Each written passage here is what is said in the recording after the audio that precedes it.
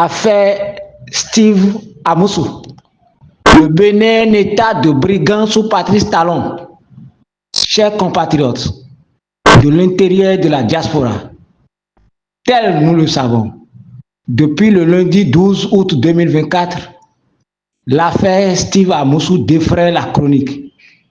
C'est un nouvel épisode qui s'ouvre entre notre pays, le Bénin, et le Togo, un pays frère qui partage avec nous de frontières. Cela advient après celui avec le Niger. On sait qu'en raison de la gouvernance de Patrice Talon, au mépris des intérêts du peuple béninois, gouvernance teintée d'une position de guerre à l'encontre de la République du Niger, cette dernière maintient ses frontières fermées. Cet épisode n'a pas encore connu une issue favorable quand le président Talon allume notre feu à l'ouest de notre pays.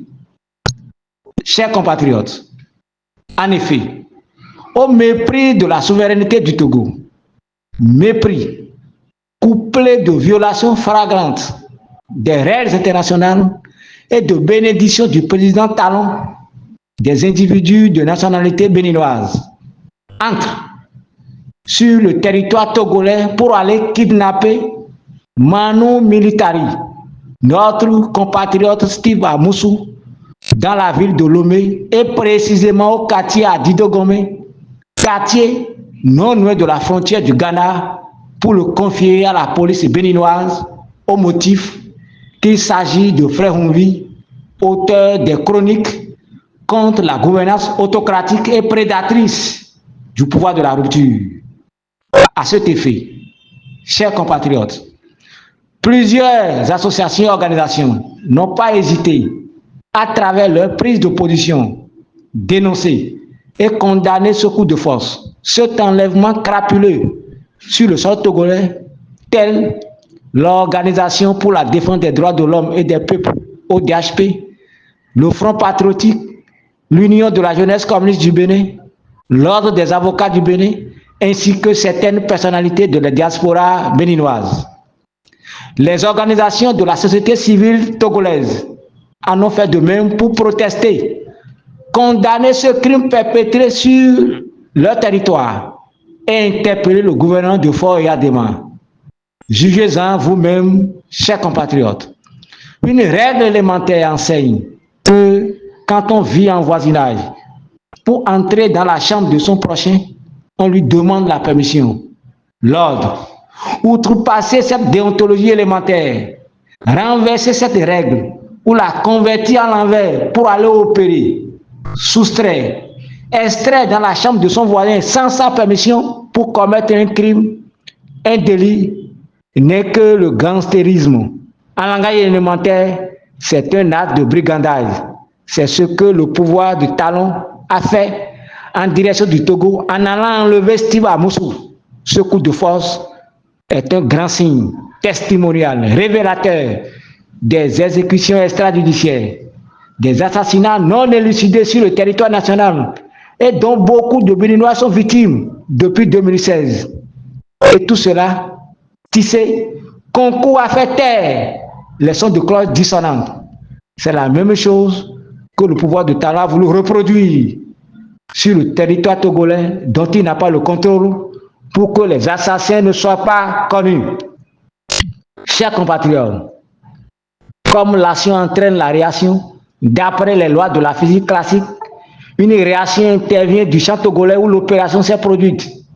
Pour mettre au clair cet affront mal reçu, le pouvoir de Fort Yadema sort de son silence. Le samedi 24 août 2024, la justice togolaise brandit les preuves avec à l'appui des noms des individus, des civils de nationalité béninoise, auteurs du kidnapping de Steve Amoussou.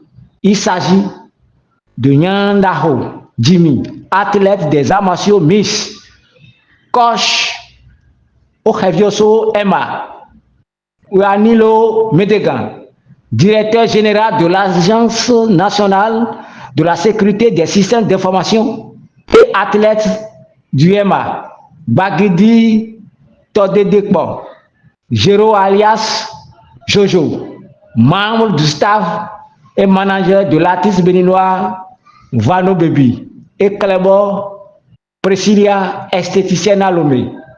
Le procureur de la République au Togo décerne un mandat d'arrêt international contre les ravisseurs de Steve Amoussou et met sous mandat de dépôt Madame Clébo Priscilla à la prison civile de Lomé. Chers compatriotes, alors, quel qualificatif peut-on donner à cet acte de la part du pouvoir dans un autre pays? Dès que j'ai interrogé le moteur de recherche Wikipédia, il me dit ceci, citation, un État voyou est un État qui ne respecte pas les lois internationales les plus essentielles, organise ou soutient des attentats ou viole de manière systématique les droits les plus élémentaires de l'être humain. Fin de citation. Chers compatriotes, jugez-en vous-même.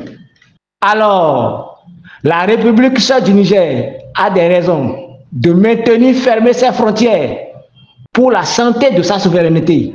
Seule la détermination du peuple béninois, jaloux de sa dignité, par la lutte, lavera cette honte pour restaurer l'image et les valeurs défendues par Kaba, Béanzin, Poison, Bioguera, etc. N'en déplaise aux détracteurs, et pourtant, c'est la vérité. Nous vaincrons assez André.